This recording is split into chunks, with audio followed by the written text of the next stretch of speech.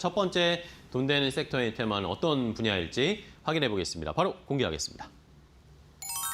자, 첫 번째는 원전이네요. 첫 번째 원전주를 좀 살펴봐야 되겠는데 최근에 원전주가 조금 잠잠한 것 같더니 쉬었죠. 오늘은 이제 뭐 여러 가지 이슈들이 좀 버무려졌습니다. 미국에서도 원전주들이 좋았고 우리나라도 역시 이재명 대통령이 아랍에미레이트에서 원전 협력을 UAE와 할 거다, 아랍에미레이트와 할 거다라는 이야기가 겹치면서 다시 가고 있는데 자, 원전주 내년까지 저희가 좀 길게 봐도 괜찮을까요? 원전주는 지금 볼 때는 단기보다는 내년 상반기까지 보시는 게 맞지 않을까. 중장기로? 네, 이유인 즉슨 여러 가지가 많습니다. 네. 원전주 처음 갈 때 이유를 저희가 한번 딱 따져본다라고 하면 네. AI로 전력 수요 많아졌다. 이런 얘기가 나왔어요. 근데 AI 거품 얘기가 나오면 얘네들 같이 꺼지는 꺼졌죠. 거예요. 근데 다시 살아났죠. 근데 지금 결론은 AI 쪽에 대해서 내년도에 빅테크 기업들이 이미 돈 빌려놓은 게 많잖아요. 네. 메타도 돈 빌렸죠. 얼마 전에 또 아마존도 했죠. 네, 돈 빌렸다고 막 뭐라고 하는데 결론은 투자를 하려고 빌린 거란 말이에요.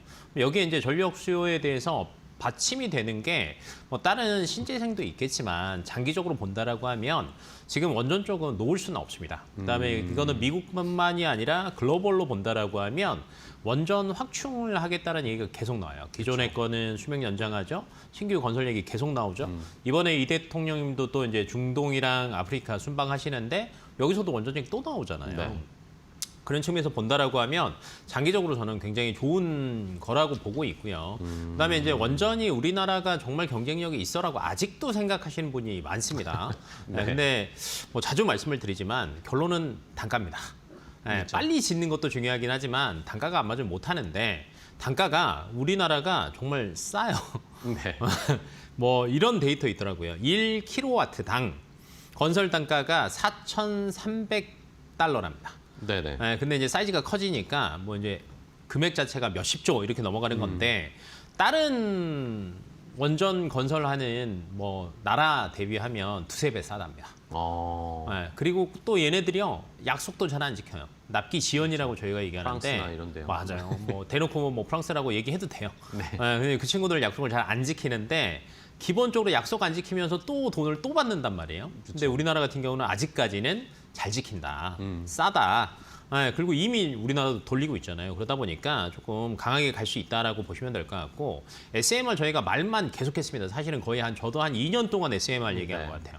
SMR이 앞으로는 좋아질 수밖에 없습니다. 근데 항상 뜬구름 잡는 거 아니야라고 생각하시는 분들 많았습니다. 근데 내년부터는 이제 시작합니다. 네, 어찌됐건 내년부터 미국 쪽에서 이걸 공장 건설을 시작을 하잖아요, SMR을. 그러다 보니까 여기에서 눈에 보이기 시작하고 그러면 수익이 얼마 남지 않았네라는 게 나올 거예요. 근데 대표적인 게 뭐 뉴스케일 파워 있고요, 엑스에너지 있고요, 테라 파워 있는데 얘네들한테 우리나라 많은 기업들이 이미 다 숟가락을 얹어놨습니다. 그러면 이거에 대한 수혜까지 같이 얹어지다 보니까 내년 상반기까지는 좀 길게 들고 가셔도 저는 좋지 않나 싶습니다. 네. 네. 자, 충분히 뭐 좀 쉬기도 했고 하지만 여전히 모멘텀은 살아있고 미국에서도 트럼프 대통령은 어쨌든 원전의 드라이브를 계속 걸고 있죠. 뭐 소형 SMR도 뭐 군부대 지역에다 지어라 뭐 이런 이야기까지 지금 하고 있는 상황입니다. 결국엔 할 것 같은데 자, 그러면은 종목을 우리도 선정을 해봐야 될 텐데요. 어떤 종목으로 최근에 보고 계신 거 뭐 있어요? 종목으로 그냥 좁히자면 몇 개 없잖아요. 사실은 뭐 한전기술, 한전 KPS, 두산에너빌리티 이 중에서 뭐 할 거냐 이건데 대형 원전만 바라본다라고 하면 사실은 한전기술이 수주할 때마다 크게 뛰기는 합니다. 그렇죠. 근데 이제 제가 앞에서 대형 원전도 얘기했지만 SMR도 얘기를 했잖아요. 양쪽에 숟가락을 얹고 있는 게 저는 항상 조금 더 낫더라고요. 왜냐면 그래 둘 중에 하나 터져도 가죠. 네. 네, 두산 에너빌리티지 않을까라고 이제 개인적으로 보고 있고 두산 에너빌리티가 사실은 뭐 신규 원전 수주에 대한 기대감도 여전히 있습니다. 뭐 지금 뭐 중동 순방 중인데 중동 쪽에서도 얘기가 좀 나올 것 같고요. 그다음에 이제 동남아 쪽 기대를 하고 있는데 지금 예상 수치 나온 것도 괜찮아요. 5년 동안에 팀 코리아 쪽에서 한 12기. 그다음에 웨스팅하우스 쪽에서 한 10기 정도는 대형 원전 수주할 거다라는 얘기 나오고 있고요. 그다음에 이제 SMR 쪽에서는 주기기를 이미 뭐 두산 에너빌리티가 생산할 수도 있고 이미 계약을 맺어놨잖아요. 네. 그러다 보니까 여기에서 5년 동안 굉장히 많습니다. 89기. 앞에서 대형 원전 22기랑 SMR 89기면 어마어마하거든요. 그러다 보니까 원전의 대장주가 여전히 두산 에너빌리티지 않을까라고 예상되고 있고, 그다음에 두산 에너빌리티 같은 경우는 사실은 LNG 터빈도 잘합니다. 그쵸, 네. 근데 여기에서 5년 동안 못해도 또 39기 정도 수주할 거다라는 얘기들이 충분히 시장에서는 수긍하고 있거든요. 그러면 이 정도 이야기가 나오고 실적이 찍힌다라고 하면 주가는 가야 되는데 아직 좀 쉬었거든요. 그러면 지금 가격도 저는 충분히 노려볼 수 있지 않을까 싶습니다. 네. 네. 자, 두산 에너빌리티를 그럼 탑픽으로 좀 골랐는데 가격 전략까지 좀 짜볼까요? 한번 10만 원 도전했다가 네, 지금 실패했죠. 좀 내려와 있는 상황인데 가격 전략 어떻게 잡을까요? 우선은 12만 원 목표까지 목표일까요? 왔습니다. 네, 이유인 즉슨 기존의 61선 아래로 우선 내려간 적은 없어요. 하방은 경직돼 있는데 지금 거의 그 바로 위에 있습니다.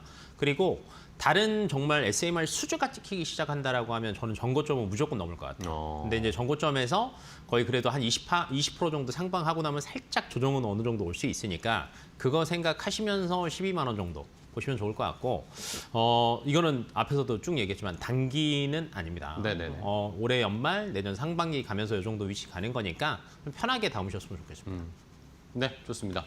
자, 두산 에너빌리티를 탑픽으로 골라주셨어요. 중장기적으로 좀 원전을 볼 필요가 있다.